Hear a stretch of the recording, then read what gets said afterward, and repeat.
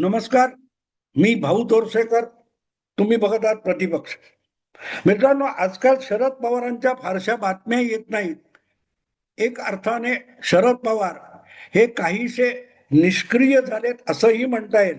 मध्यंतरी ज्या 288 नगरपालिका नगर परिषदांच्या निवडणुका झाल्या, त्या निमित्ताने सुद्धा त्यांच्या पक्षातर्फे या निवडणुका आपापल्या पातळीवर लढवल्या जात असताना त्याच्या प्रचारासाठी सुद्धा शरद पवार गेले नाहीत. तेव्हा एक शरद पवारांचा उल्लेख आला. बाकीच्या महाराष्ट्राच्या राजकारणामध्ये आजकाल जवळपास शरद पवारांकडे सगळ्याच माध्यमांनी पाठ फिरवलेली दिसते.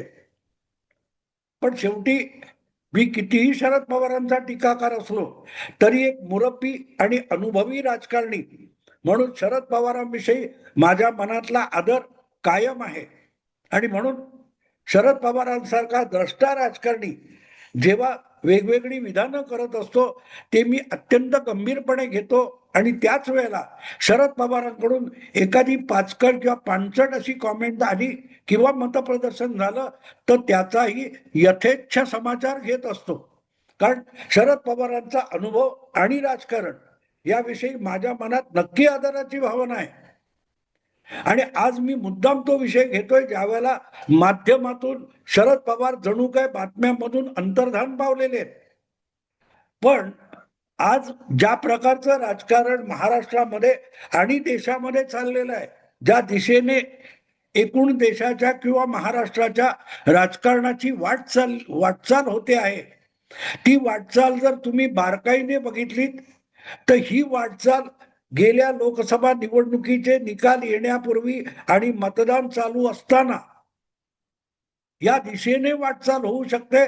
भारताच्या राजकारणाची अशी भविष्यवाणी करणारा एकमेव राजकारणी होता, त्याचं नाव शरद पवार.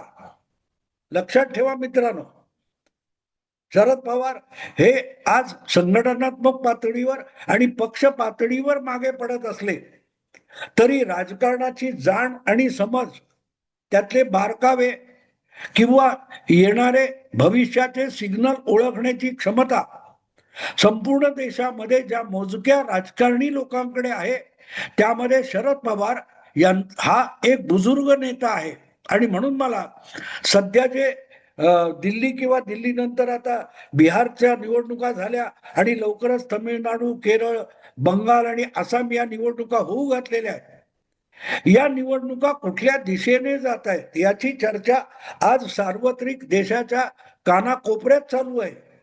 की एसआयआर मुळे बंगालच्या निवडणुकांमध्ये काय होईल, तमिळनाडूत काय होईल, केरळमध्ये काय होईल यावर चर्चा चालू आहे. पण या सगळ्यामध्ये जी दिशा राजकारणाची दिसते, महाराष्ट्र, दिल्ली आणि तुमचा झारखंड आणि बिहार या निवडणुकांचे निकाल बघितले तर मी थक्क झालो. मी सध्या त्या निवडणुकांचा सगळा अभ्यास करतोय आणि तो अभ्यास करताना मी थक्क झालो एवढ्यासाठी की ही जी दिशा आहे भारताचं राजकारण गेल्या 1-1.5 वर्षामध्ये ज्या दिशेने सरकताना दिसतंय ती दिशा मलाही कळलेली नव्हती. पण शरद पवारांनी 1.5 वर्षापूर्वी अशी भविष्यवाणी केलेली होती. दुर्दैवाने त्याची गंभीर दखल कोणी घेतली नाही. मी सुद्धा थोडीफार घेतली, पण जितक्या गांभीर्याने आणि जितक्या बारकाईने त्याची दखल घ्यायला पाहिजे होती ती मी सुद्धा घेतली नाही, हे मी प्रामाणिकपणे कबूल करतो. आणि कबूल एवढ्यासाठी करतो की ती भविष्यवाणी मला तेव्हा गंभीर वाटली नाही, पण आज ती प्रत्यक्षात अवतरताना दिसते आहे. अशा वेळेला त्याचा उहापोह करणं मला अगत्याचं वाटतं. याचं कारण संपूर्ण देशाचं राजकारण पवारांनी व्यक्त केलेल्या त्या भविष्यानुसारच पुढे होताना दिसतंय.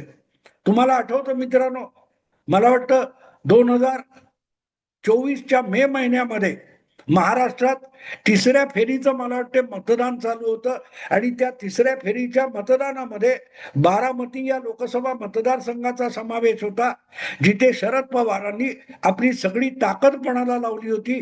कारण ती बारामतीची निवडणूक ही पवारांच्या घरातच होत होती. एका बाजूला त्यांची लाडकी कन्या उभी होती, तर दुसऱ्या बाजूला पुतण्याची पत्नी म्हणजे सून उभी होती. नणंद आणि भाऊजय यांच्यामध्ये बारामतीची लढत चालू होती. आणि ज्या दिवशी ते बारामतीचं मतदान होणार होतं किंवा चालू होतं, अशा वेळेला एक विषय अचानक चर्चेत आला. तो इंडियन एक्सप्रेस नावाच्या एका दैनिकाला, इंग्रजी दैनिकाला शरद पवारांनी दिलेली मुलाखत. आज सगळे विसरून गेले, मी सुद्धा विसरून गेलो होतो, मान्य करतो. पण अचानक आत्ताच्या सगळ्या गेल्या काही महिन्यातल्या राजकारणाची वाटचाल बघितल्यानंतर मला अचानक शरद पवारांची ती मुलाखत आठवली. निर्जा चौधरी नावाच्या एका ज्येष्ठ महिला पत्रकाराला शरद पवारांनी तेव्हा ती मुलाखत दिली होती. आणि त्यांनी तेव्हा एक भाकीत केलं होतं पवारांनी, की या म्हणजे 2024च्या लोकसभा निवडणुका संपल्यानंतर जे पुढचं राजकारण आहे त्यामध्ये हळूहळू करत या सगळ्याच्या सगळ्या किंवा जास्तीत जास्त लहान मोठ्या प्रादेशिक पक्षांना हळूहळू करत काँग्रेस पक्षामध्ये विसर्जित व्हावं लागेल, विलीन व्हावं लागेल. त्याचा फारसा तपशील पवारांनी व्यक्त केलेला नव्हता. पण याला म्हणतात भविष्याची चाहूल, जी शरद पवारांना सगळ्यात आधी लागली होती. त्या महिला पत्रकाराने शरद पवारांना एक प्रश्न विचारला होता, की तुमचा जो राष्ट्रवादी पक्षाचा गट आहे तो सुद्धा तुम्ही काँग्रेस पक्षात विलीन करणार आहात का? तेव्हा शरद पवारांनी आपल्या स्वभावानुसार एक उडवाउडवीचं उत्तर दिलं, की मी असा एकटा निर्णय घेऊ शकत नाही. माझ्या पक्षाचे सहकारी आणि ज्येष्ठ कार्यकर्ते नेते आहेत, त्यांना विचारूनच असा निर्णय घ्यावा लागेल. तेव्हा मी आत्ता सांगू शकत नाही की राष्ट्रवादी शरद पवार गट जो आहे त्याला काँग्रेसमध्ये विलीन केलं जाईल, हे मी आत्ता सांगू शकत नाही, असं शरद पवारांनी म्हटलं होतं. पण गंमत अशी आहे की हा स्वभाव आहे शरद पवारांचा. कधी कधी ते अत्यंत बालिश पद्धतीत जातात, पण तरी तो भाग बाजूला ठेवून शरद पवारांनी जे भाकीत केलं होतं, की प्रादेशिक छोट्या आणि स्थानिक पातळीवर राजकारण करणाऱ्या राजकीय पक्षांना या नंतरच्या राजकारणामध्ये आता भवितव्य उरलेलं नाही, हे सगळ्यात पहिलं सुतोवाच त्या मुलाखतीतून शरद पवारांनी केलेलं होतं. आणि बघा, त्यानंतर अवघ्या 3 महिन्यामध्ये काश्मीर आणि हरियाणा या 2 विधानसभांच्या निवडणुका झाल्या. त्यानंतर जवळजवळ 6 महिन्यांनी महाराष्ट्र आणि झारखंड या 2 विधानसभांच्या निवडणुका झाल्या. त्यानंतर मला वाटतं 4-5 महिन्यांनी किंवा 3-4 महिन्यांनी दिल्ली विधानसभेची निवडणूक झाली. आणि काल परवा बिहार विधानसभेची निवडणूक झाली. या 6 विधानसभांच्या निवडणुका तुम्ही बारकाईने अभ्यासल्या, त्यातले निकाल बघितले, तर याचा सुपडा साफ, त्याचा सुपडा साफ, त्याची सुनामी, त्याची लाट, ही वर्णनं खूप येतात, पण ते विश्लेषण नाहीये. ते विश्लेषण नाहीये. कारण बिहारमध्ये सुद्धा जितके आमदार निवडून आले त्या बळावर राष्ट्रीय जनता दल किंवा आरजेडी आणि काँग्रेस यांची गणना होऊ शकत नाही. एनडीएला जितकी मतं मिळाली त्यापेक्षा भले 10% कमी मतं इंडी अलायन्सला मिळालेली असतील, पण आरजेडी हा सर्वाधिक मतं मिळवणारा बिहारचा पक्ष आहे.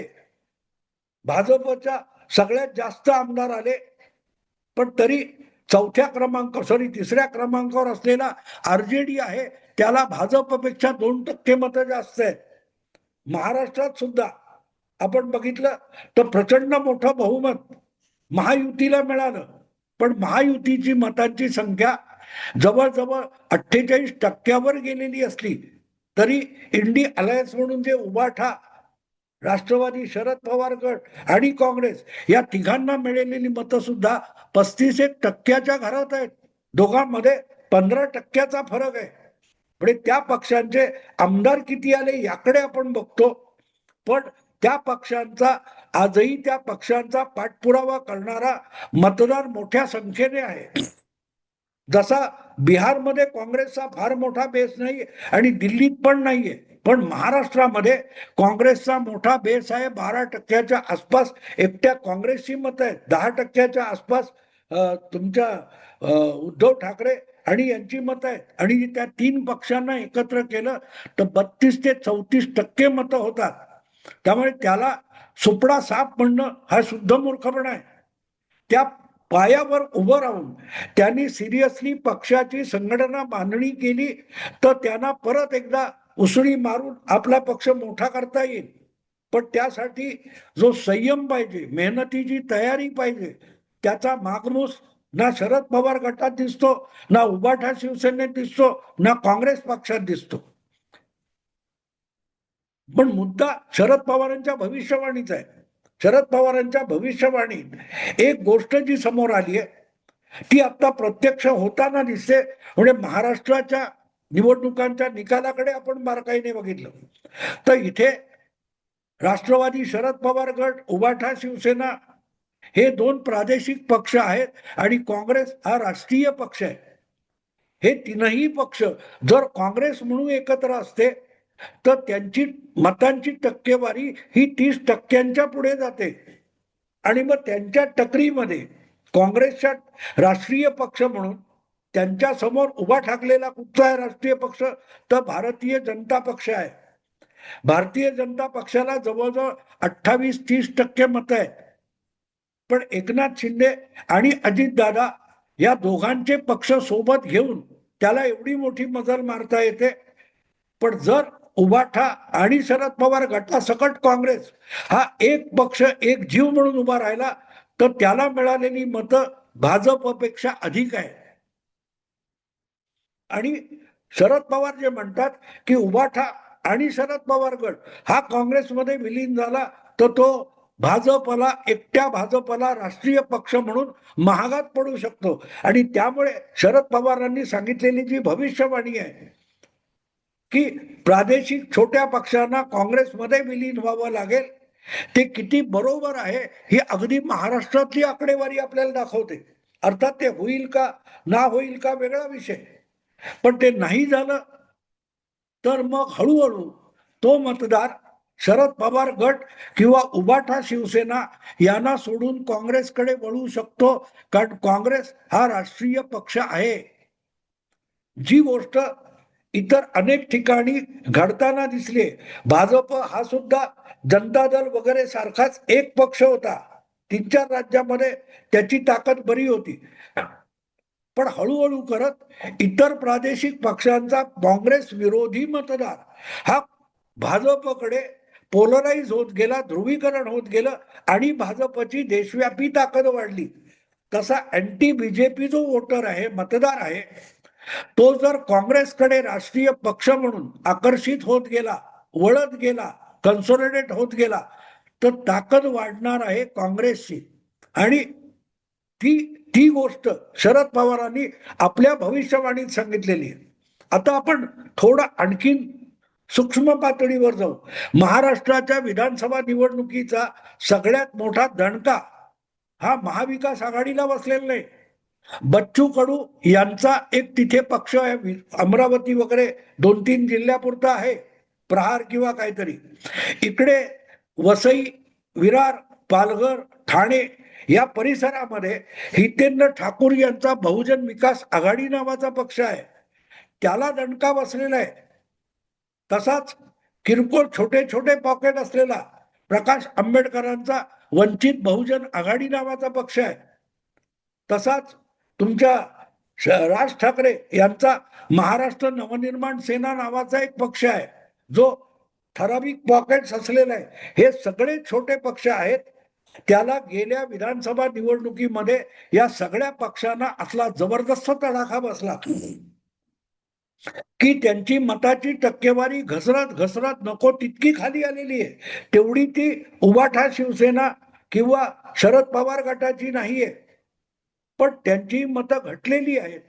पण काँग्रेसची मतं घट्ट आहे आणि त्यामुळे मतदार ज्या दिवशी आपण बिहारकडे बघितलं किंवा आपण हरियाणाकडे बघितलं, हरियाणामध्ये आधीच्या विधानसभेमध्ये राष्ट्रीय लोकदल नावाचा जो पक्ष होता, INLD, इंडियन नॅशनल लोकदल नावाचा जो पक्ष होता, त्या पक्षाच्या दुष्यंत चौटाला यांना सरकार बनवताना सोबत घेऊन भारतीय जनता पक्षाने त्यांना उपमुख्यमंत्री केलं होतं. पण शेवटच्या वर्षात त्यांनी अडीबाजी केली आणि सरकार पाडापाडीचे जे काय डाव खेळले त्यामुळे त्यांचाही मतदार घटला आणि बिहारची सगळी निवडणूक ही भाजप विरुद्ध काँग्रेस अशी झाली आणि त्यामध्ये INLD नावाचा जो पक्ष होता तो फार सुपडा साफ होऊन गेला. स्वतः दुष्यंत चौटाला सुद्धा निवडून येऊ शकले नाही. दुसरीकडे आम आदमी पार्टी सुद्धा थोडंफार काहीतरी हरियाणामध्ये करत होती. त्यांची सगळीच्या सगळी जवळजवळ 2 जागा सोडून डिपॉझिट गेली. नेमकी तीच गोष्ट तुम्ही दिल्लीमध्ये बघू शकता. भाजप आणि त्याच्या समोर प्रादेशिक पक्ष म्हणून आम आदमी पार्टी उभी होती, ती टिकली. पण हळूहळू करत काँग्रेसकडे मतांचा झुकाव दिसू लागलेला आहे. आणि जर तुम्ही बिहारमध्ये बघाल तर बिहारमध्ये जे छोटे छोटे पक्ष अरेरावी करत होते त्यांना सुद्धा दणका बसलेला आहे. त्यांना सुद्धा दणका बसलेला आहे. आणि म्हणून हळूहळू पवारांनी जी भविष्यवाणी केली होती त्या भविष्यवाणीचा अति सुस्पष्ट अर्थ मला असा लागतो की हळूहळू करत देशाचं राजकारण हे बायपोलर म्हणजे द्विपक्षीय राजकारणाकडे जात आहे. एक तर तुम्ही या बाजूचे आहात किंवा तुम्ही त्या बाजूचे आहात. तुम्ही 15 आमदार 25 आमदार निवडून आणणार, मग कधी हे सरकार पाडणार, मग इकडे येणार हे सरकार पाडणार. हा जो उद्योग आहे हा मतदाराला आता नको आहे. मतदार कुठच्या तरी एका बाजूला सुस्पष्ट कौल देतो, बहुमत देतो आणि सत्तेत आणून बसवतो आणि त्या सरकारने चांगलं केलं नाही तर पुढच्या वेळेला त्याला घरी बसवतो आणि ज्यांनी प्रामाणिकपणे त्या सरकारच्या बाप पुण्याच्या सगळ्या गोष्टीचा हिशोब घेत विरोधी राजकारण उत्तम रीतीने केलेलं आहे त्याला मतदार थेट सत्तेत आणून बसवतो. या प्रकारचं राजकारण आता झालेलं आहे, ज्याला आपण बायपोलर म्हणतो इंग्रजीमध्ये किंवा मराठीमध्ये त्याला द्विपक्षीय म्हणतायत. त्यामुळे जे प्रादेशिक पक्ष आहेत त्या प्रादेशिक पक्षांनी त्या राज्यापुरतं अगदी त्या राज्यातल्या भाजप विरोधी राजकारण करायला हरकत नाही. पण तुम्ही राज्यातला एक प्रादेशिक पक्ष आहात आणि इतर राज्यामध्ये तुम्हाला स्थान सुद्धा नाही. अशा वेळेला तुम्ही जी लुडबुड करता ती सहन केली जाणार नाही. त्यामुळे सरकार अस्थिर होऊन शासन व्यवस्था अस्थिर होऊन चालणार नाही. हे मतदार राजकीय नेत्यांना आणि पक्षाला शिकवू लागलेला आहे. आणि म्हणून बिहारच्या निवडणुकीत तुम्ही बघाल तर तो left front Marxist Leninist communist Marxist असे जे पक्ष होते त्यांचा पण सुपडा साफ झालेला आहे. फक्त भाजपला किंवा नितीशला मिळालेलं यश बघू नका. इतर पक्ष धुपले तर का धुपले आणि ही भविष्यवाणी 1.5 वर्षापूर्वी शरद पवारांनी केली होती. येऊ घातलेल्या राजकारणाचा सुगावा त्यांच्यासारख्या धुरंधर राजकारणाला योग्य वेळी लागतो हे त्यातून सिद्ध होतं. पण दुर्दैव बघा, उठसूट शरद पवारांच्या नसलेल्या गुणांचं गुणगान करणारे जे पत्रकार आहेत त्यांना आज शरद पवारांची भविष्यवाणी खरी ठरते त्याचं कौतुक करावं असं वाटत नाही, त्याचा उहापोह करायची सुद्धा इच्छा नाही. हे शरद पवारांचं दुर्दैव आहे की त्यांनी चमचे भाट स्तुतीपाठक गोळा केले पण शरद पवारांचे निष्ठेने अभ्यास करणारी माणसं त्यांनी जवळ केली नाही. आणि म्हणून माझ्यासारख्या पवारांच्या कडव्या टीकाकाराला पवारांच्या ह्या भविष्यवाणीचा संदर्भ घेऊन एक येऊ घातलेल्या राजकारणाची दिशा कशी पवारांनाच कळली होती याचा उहापोह करावा लागला. खरं तर पवारांच्या चाहते पत्रकार आहेत, त्यांनी ही पवारांची भविष्यवाणी घेऊन यावर चर्चा घडवल्या पाहिजेत.